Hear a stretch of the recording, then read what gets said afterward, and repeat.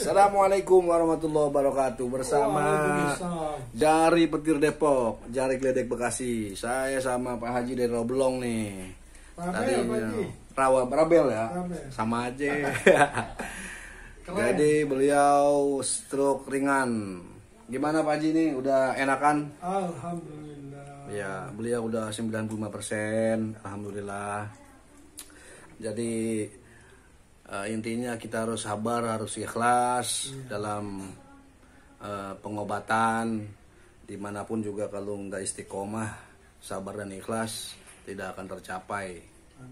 Berapapun nilai uangnya, berapapun nilai biayanya, yang penting yang mahal itu kesehatan kita kembali pulih seperti biasa lagi ya Pak Haji ya. Betul. Dan alhamdulillah Pak Haji ini udah sehat, udah bisa sholat lagi ya Pak Haji. Oh, lancar. Lancar, alhamdulillah. Nggak duduk lagi. Nggak duduk lagi, jadi sakit beliau nggak bisa kalau berdiri.